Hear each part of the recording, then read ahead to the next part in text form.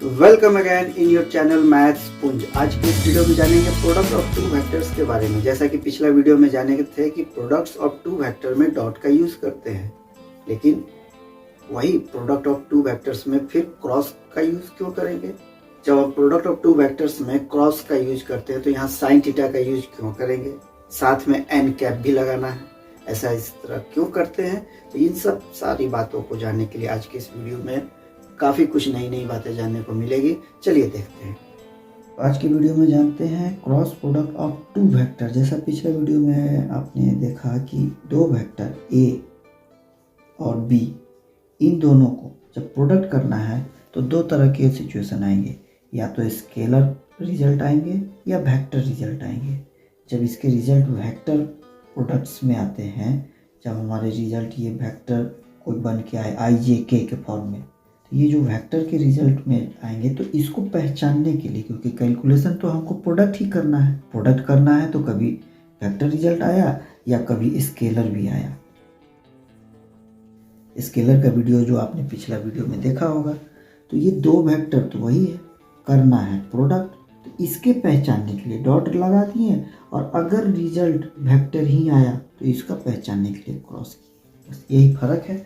अब ये पहचानने के बाद अगर ये रिजल्ट वेक्टर में प्रोड्यूस हो रहा है, फाइनली वो रिजल्ट उसी तरह इसमें वेक्टर ए वेक्टर बी का मैग्नीट्यूड साइन थीटा, और इस दो वेक्टर के बीच में एक परपेंडिकुलर यूनिट वेक्टर जो होता है उसके लिए एन कैप, ये यूनिट वेक्टर, ये इसका ये फॉर्मूला आया। तो ये तो मैथमेटिकल रिप्रेजेंटेशन है। इसको समझने के लिए उसी तरह जैसे डॉट प्रोडक्ट को समझने के लिए फिजिक्स से कुछ बातें उठा के लाए थे, क्रॉस प्रोडक्ट को भी समझने के लिए ठीक इसी तरह फिजिक्स से समझते हैं। जैसे कि डॉट प्रोडक्ट के लिए क्या था कि एक ही डायरेक्शन में हॉरिजॉन्टल दूसरा वेक्टर भी था, तो ये फोर्स था, ये डिस्प्लेसमेंट था, और फोर्स और डिस्प्लेसमेंट से वर्क डन हुआ।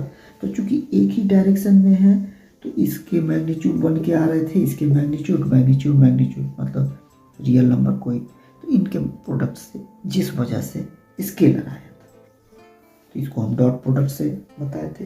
लेकिन एक डायरेक्शन में अगर दो वेक्टर ना हो, यानी कि कुछ ऐसा हो इन दो वेक्टर का कहानी, एक वेक्टर ऐसे जा रहा हो और दूसरा वेक्टर जिधर भी हो, और इन दोनों वेक्टर की वजह से एक तीसरा वेक्टर भी प्रोड्यूस हो रहा हो, तो ये जो तीसरा अलग प्रोड्यूस हो रहा है, पहले ऐसा नहीं था। पहले के सिचुएशन में ये तीसरा वर्क डन हो ही नहीं रहा था, वो mg फोर्स जो लग रहा था नीचे खड़ा का खड़ा वर्क डन हो नहीं रहा था, तो ये वाला का जरूरत ही नहीं पड़ा, डॉट प्रोडक्ट वाले काम में जरूरत ही नहीं पड़ा। जो इधर से फोर्स लग रहा था, फोर्स को रिजॉल्व करके एक डायरेक्शन लिए, थीटा लिए, तो ये चूंकि इस पे काम नहीं कर रहा था, यानी साइन थीटा वाला वर्क हुआ नहीं, साइन थीटा वाला जीरो था, कॉस थीटा वाला वर्क हुआ, तो उसमें कॉस थीटा का रिजल्ट दिख रहा था। जैसे कि अगर मैग्नेटिक फील्ड को समझे, ये एक डायरेक्शन में एक वेक्टर है और एक इस मैग्नेटिक इफेक्ट से एक वेक्टर इधर गया और एक इस तरफ, मान लेते हैं कोई चार्ज बॉडी है, ये मान लेते हैं ये एक चार्ज बॉडी है, ये चार्ज बॉडी है, तो स्वाभाविक है कि चार्ज बॉडी है तो ये जो मैग्नेटिक फील्ड को प्रोड्यूस करेगा, इसको बी वेक्टर से ले लेते हैं। मैग्नेटिक फील्ड इधर गया और स्वाभाविक है कि ये कुछ प्रेशर से धकेलेगा भी वेक्टर, तो इसको भी ले लेते हैं। अगर इसको की वेलोसिटी है भी से इधर धकेल रहा है, तो इन दोनों के धकेलने की वजह से चूंकि चार्ज बॉडी है तो इसके ऊपर एक और फोर्स लगेगा बाहर की तरफ। इस तरह के सिचुएशन के लिए अब यहाँ पे तीसरा वेक्टर आ गया, तो रिजल्ट जो भी इसके कैलकुलेशन होंगे वो वेक्टर में आएंगे। तो इस तरह के सिचुएशन के लिए क्रॉस को इंडिकेट करते हैं, बस और कुछ नहीं। तो आखिर यहाँ इसमें साइन बना कैसे, इसको हटाते हैं। यह तीन वेक्टर क्वांटिटी का कहानी आ जा रहा है, यही है। तो इसको समझने के लिए ऐसे करते हैं, एक मैग्नेटिक फील्ड से मान लेते हैं ऐसे एक वेक्टर यहाँ पे ए गया, ये ए वेक्टर मान लेते हैं इधर है। उसी तरह यहाँ पे एक बी वेक्टर, लेते हैं कि ये हमारा बी वेक्टर है और ये कोई मैग्नेटिक फील्ड है जिस वजह से एक तीसरा प्रेशर क्रिएट किया। ये थोड़ा सा ऊंचाई पर ये एन एक यूनिट, कहने का मतलब इसको ऐसे अगर प्लेन में रख के समझे तो ज़्यादा आसान होगा समझना। ये एक प्लेन है, प्लेन पे ये परपेंडिकुलर फोर्स है, ये वाला जो लगा, ये एन कैप से डिनोट करते हैं, यानी इसका एक रिजल्ट आ रहा है। तो हमें निकालना क्या है, ए और बी के प्रोडक्ट को, ए और बी के प्रोडक्ट को, लेकिन इन दोनों को प्रोडक्ट निकालना है तो तीसरा वेक्टर भी इस तीसरे वेक्टर का रिजल्ट चाहिए। तो इस तीसरे वेक्टर को रिजल्ट के लिए इसमें एक इस बी वेक्टर को रिजॉल्व कर दी, मतलब कि इसको इंडिकेट करने के लिए इसमें एक थीटा एंगल से ये बी वेक्टर इन दोनों के बीच में एक वेक्टर को रिजॉल्व कर दिए। तो ये जो रिजॉल्व होता है इसी को हम क्रॉस प्रोडक्ट से इंडिकेट करते हैं। इसको रिजॉल्व किए हैं सिमिलरली जैसे पहले देखे थे, इसको परपेंडिकुलर ड्रॉ करें ये वाला, तो ये ऐसे है ये वाला, और ये जो दिख रहा है इस तरह से ये दिख रहा है जो कि बी वेक्टर पे था, ये बी वाला, ये बी वेक्टर को रिजॉल्व किए क्योंकि इस पे परपेंडिकुलर है। तो इस परपेंडिकुलर को मान लेते हैं कि ये बी वेक्टर में ये मर्ज किया हुआ है, तो इस तरह से है। तो ये थीटा, और ये नीचे वाला जैसे कि पता है कि इस पे अगर हम ये परपेंडिकुलर ड्रॉ करते हैं, ये थीटा है तो नीचे वाला ये कॉस थीटा होता है, और ये वाला होता है हमारा साइन थीटा। ए और बी को क्रॉस करना है, ए और बी, क्योंकि इसमें वेक्टर का रिजल्ट में ये वेक्टर का रिजल्ट प्रोड्यूस होता है, इसलिए इसको पहचानने के लिए क्रॉस का नाम देते हैं। ए क्रॉस बी चाहिए हम, तो ए क्रॉस बी चाहिए, तो इसमें दो कंडीशन है। कंडीशन क्या है कि अगर ए डायरेक्शन वाला अगर चाहिए इस वाले डायरेक्शन के लिए, इस वाले के लिए, ए वाले के लिए, तो क्या होगा, ए क्रॉस बी, तो दैट इज ए, समझे जैसे ये कॉस थीटा है और इसका जो बेस है यहाँ पे बेस, तो बेस हमारा ए डायरेक्शन में था और ये बी है, तो ये बी को इधर लाएंगे तो B into cos theta equal to A का वैल्यू होगा, ये हो गया। और विथ एन कैप, इसके साथ ये हमारा ये एन कैप भी डिजॉल्व है, बी के साथ ये एन कैप भी साथ में है, ये बी को एन कैप के साथ डिजॉल्व है तो यहाँ एन कैप भी हो गया, यानी ए वेक्टर इज नथिंग बट ये हमारा एन कैप। तो हमारा इसके लिए यहाँ पे जो ए को क्रॉस बी के साथ करना है, तो ए का बी के साथ जब करने के लिए, तो यहाँ पे जब हम लिखेंगे तो A cross B cos theta into N cap आएगा। अच्छा, लेकिन हमारा चूंकि ये डिजॉल्व हुआ है यहाँ बी पे भी, तो ये बी वाले से अगर इसको परपेंडिकुलर ड्रॉ करें, इसको अगर सही से लिखें तो ये इस तरह पहले दिखेगा, ये इस डायरेक्शन में ये इस तरह दिखा, और ये रहा परपेंडिकुलर के हिसाब से, और ये दिख रहा है इधर। इस लाइन को थोड़ा सा इस तरह आगे टच कर दे तो ये जैसे ये वेक्टर ए दिख रहा है, ये दिस इज कॉल्ड, ये हमारा परपेंडिकुलर, ये थीटा के सामने। तो उसी हिसाब से यहाँ पे ये क्या हो गया, ये परपेंडिकुलर, ये इसके आ जाएंगे बी साइन थीटा इसके बेस के हिसाब से। वो कैसे आएंगे, जैसे कि ये बेस, ये हमारा वेक्टर है, इसको यहाँ पे ले लेते हैं तो ये परपेंडिकुलर हो गया। अब भाई ये hypotenuse, this is nothing but B, ये हाइपोटेनियस बी एन कैप है, तो बी एन कैप, तो ए वेक्टर क्या रिजल्ट बता रहा है, बी एन साइन थीटा, तो वही बी साइन थीटा एन ऐसे करके लिख दिए हैं। तो ये इस केस में तो हमारा ये जो इसके डिज़ोल्व जो तीसरा जो निकला, इसको थंबनेल रूल भी कहते हैं, क्योंकि ये हमको एंटी क्लॉक जब इसमें घुमाएंगे, ऐसे करके घुमाएंगे, तो जो ये बाहर तरफ निकला ये हमारा तीसरा वेक्टर प्रोड्यूस होता है, ए पॉजिटिव और ये बी पॉजिटिव, ए से बी के तरफ उंगली घुमाएंगे, ए से बी की तरफ, तो ये जो बाहर निकलेगा ये हमारा तीसरा वेक्टर प्रोड्यूस होता है। तो इस तीसरे वेक्टर प्रोड्यूस होने का ये कैलकुलेशन मात्र भर है। तो ये तीसरा जो प्रोड्यूस हुआ ऐसे, ये तीसरा आया कैसे, ए और बी के कैलकुलेशन से, यानी कि ए क्रॉस बी आया कैसे, ये हमारा ए का सिचुएशन और प्लस ये हमारा बी का सिचुएशन इधर से जो बी वाला आया, तो ये कैसे आ रहा था, तो ये हमारा वेक्टर ए इंटू ये B N cap, vector B sine और एन कैप को साइड में लिख लेते हैं एन कैप, ये इस तरह से प्रोड्यूस करके हुआ। अब इसमें सिचुएशन देखने वाली बात क्या है कि ये तो है परपेंडिकुलर 90 डिग्री, क्योंकि हम ये 90 डिग्री वाला काम पे लाएंगे, यानी कि ये जो हमारा यूनिट जो है ये थीटा एंगल 90 डिग्री पे कैलकुलेशन करना है। तो कॉस 90 डिग्री जो होता है ये 90 डिग्री जीरो होता है, तो ये तो कहानी ख़त्म हो गया। तो बचा क्या, ये वाला बचा। तो इस चीज़ का मतलब क्या है, हमको वेक्टर ए का कितना दूरी है ये चाहिए, यानी कि वेक्टर ए का कितना दूरी है, तो दूरी को तो मैग्नीट्यूड से बताते हैं, तो मैग्नीट्यूड ऑफ ए चाहिए। वेक्टर बी कितना दूरी पे कितना बड़ा है, कितना लंबा है, ये वेक्टर बताना है, तो मैग्नीट्यूड ऑफ बी। ओके, और बचा हुआ क्या था, तीसरा जो आया था साइन, ये साइन थीटा, क्योंकि ये एंगल से थीटा से इंडिकेट करना है, तो ये हमारा sine theta with an cap. तो ये कुछ फिजिक्स के तरीका से ये मैथमेटिकल कैलकुलेशन समझना थोड़ा आसान हुआ। तो ये रिजल्ट क्रॉस प्रोडक्ट के लिए हम लोग याद रखते हैं बस। तो इसके भी कुछ प्रॉपर्टीज़ होंगे, जैसे डॉट प्रोडक्ट्स में भी कुछ प्रॉपर्टीज़ वगैरह थे, तो इसके भी कुछ प्रॉपर्टीज़ को समझ ले। जैसा कि वेक्टर ए और इसको क्रॉस वेक्टर बी करेंगे, तो हमेशा याद रखेंगे कि वेक्टर ए में कुछ भी होगा कांस्टेंट आई जे के, ये कंपोनेंट कुछ ना कुछ होंगे। यहाँ 1 1 1 रख दिए हैं। वेक्टर बी के कंपोनेंट में 2i 3j 5k ऐसे मान लेते हैं।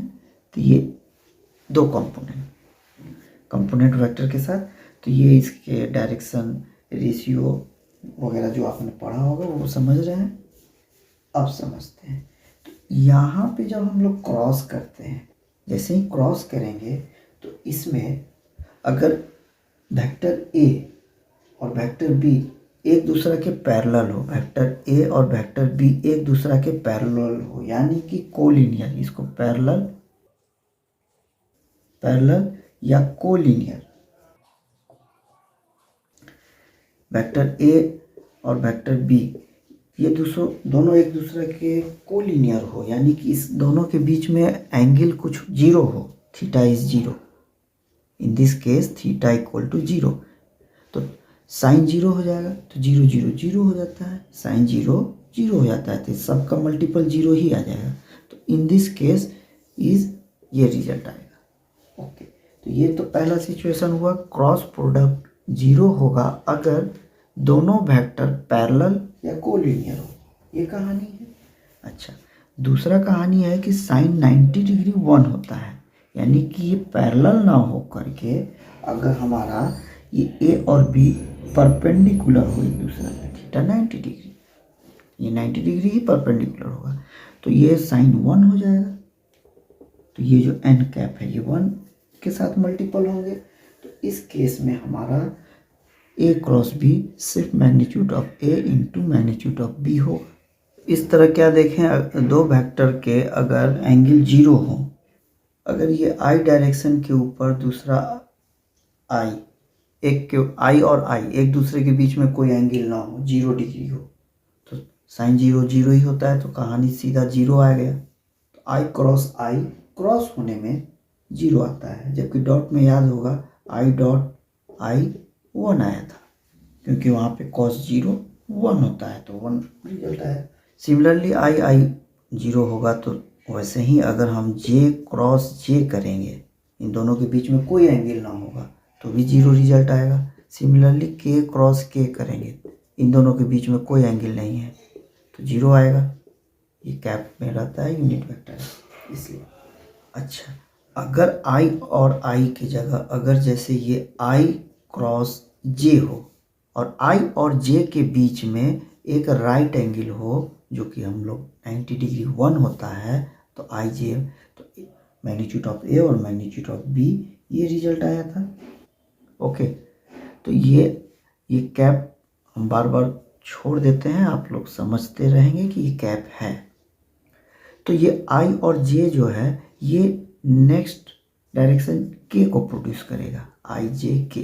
तो इसको समझने के लिए सिंपली ये जो डायरेक्शन में लिख लें, ये सेम डायरेक्शन से जा रहा है, तो ये हो गया आई, ये हो गया जे और ये हो गया के। तो आई जे, आई क्रॉस जे, दो डायरेक्शन रहेंगे तो तीसरा के हो जाएगा। सिमिलरली आई जे अगर के था तो जे के क्या होगा, सिमिलरली जे क्रॉस के इज आई, ये इस तरह से लिखते हैं। उसी तरह के क्रॉस आई, के और आई को जे लिखेंगे। और उल्टा अगर गए तो निगेटिव, यानी कि इसको अगर उलट दे, आई क्रॉस के तो जे हो जाएगा, तो जे निगेटिव में जाएगा। क्रॉस में वेक्टर निगेटिव हो जाते हैं। अब ये सब होने के बाद अगर हम यहाँ एक देखें कि क्रॉस प्रोडक्ट में एंगल क्या होगा, तो angle between to vector, short में लिख देते हैं angle between two vectors in cross product, in cross. तो क्रॉस में इसमें साइन थीटा को अगर रहने दे तो ये सारा चीज़ नीचे, चूंकि ये एन कैप यूनिट वेक्टर है तो 1 ही है, तो इसीलिए यहाँ पे ये साइन थीटा अगर रहने दे, यहाँ पे रहने दे, तो ये मल्टीपल वाले यहाँ डिवाइड में चले जाएंगे, यानी कि vector A cross vector B division magnitude of A vector magnitude of B vector, ये दोनों चीज़ हो गया। तो ये हो गया angle between two vectors in cross product, short में लिख रहे हैं क्रॉस प्रोडक्ट की ये कहानी है। बस इतना ही काम करके हमारा ये एक्सरसाइज के बहुत सारी चीज़ अब बन जाएंगे। अब क्रॉस प्रोडक्ट्स का एक लास्ट कैलकुलेशन का टेक्निक भी सीख लें जो डिटर्मिनेंट्स की तरह है, यानी कि ए क्रॉस बी को अगर हमको मल्टीपल करना हो तो ये दो वेक्टर्स हैं, ये दोनों वेक्टर्स के आई जे के को मल्टीपल करना है डिटर्मिनेंट्स के स्टाइल से। तो यहाँ पे लिखना होगा कुछ नहीं, बस आई जे और के कैप में, और ए के कंपोनेंट के जो यहाँ पे डायरेक्शन रेशियो वाले जो नंबर है, यहाँ 1 1 1 है, ये सारे 1 है, 1 1 1 है ए वाले। बी वाले में 2 3 5 रखे हैं, 2 3 5 ये रखा गया है। और इस केस में जब हम इसके डिटर्मिनेंट्स तरीका से जब काम करते हैं, जैसे ये आई वाले को कैलकुलेशन करना है तो आई लिखेंगे 5 1 मल्टीपल और 3 1 मल्टीपल, आपस में माइनस करते हैं, जैसा डिटर्मिनेंट्स होता है ठीक वैसा ही, और कुछ अलग नहीं। यानी कि इसमें आई लिखेंगे और ये 5 - 3 हो जाएंगे, और ये वाला हमारा निगेटिव वाला होता है, पहला वाला पॉजिटिव फिर निगेटिव फिर पॉजिटिव, यही तो होता है डिटर्मिनेंट्स में। तो ये निगेटिव वाला जे में, तो ये जे वाला को ऐसे बंद करेंगे तो ये 5 - 2 हो जाएगा, और उसी तरह प्लस के होता है, तो के में क्या करेंगे, के को ये बंद करेंगे 3 - 2 हो जाएगा। तो इस तरह से ए क्रॉस बी को शॉर्टकट में जल्दी करने के लिए ये हो जाएगा 5 - 3 2 आई हो गया, -5 - 2 3 जे हो गया, अब प्लस 3 - 2 ये 1 हो गया के, और इस तरह से ये हमारे ए क्रॉस बी के ये रिजल्ट आ गए, ऐसे निकलते हैं। इस तरह से दो वेक्टर के क्रॉस प्रोडक्ट निकालने का ये तरीका है। Okay, thank you for watching. I hope आज के इस वीडियो में आप अब अच्छी तरह से समझ गए होंगे क्रॉस प्रोडक्ट्स में वो जो फार्मूला है किस तरह से ड्राइव होके आते हैं, साइन थीटा क्यों है, एन कैप क्यों है वगैरह। तो इसी तरह आगे अब हम लोग जान चुके हैं कि डॉट प्रोडक्ट्स का फॉर्मूला क्या है, क्रॉस प्रोडक्ट का फॉर्मूला क्या है। इस तरह से प्रोडक्ट ऑफ टू वेक्टर्स के जो कैलकुलेशन है अब वो कैसे करना है ये अगले नेक्स्ट वीडियो में देखेंगे। और हमारे इस चैनल में बने रहने के लिए मैनी थैंक्स। और जो हमारे न्यू व्यूअर्स इस चैनल में आए हैं उनसे रिक्वेस्ट है, please support and subscribe this channel so that आपके लिए हम इसी तरह नए मैथ्स के टॉपिक्स लाते रहे और आपके maths day by day strong होता रहे। Till then, thank you.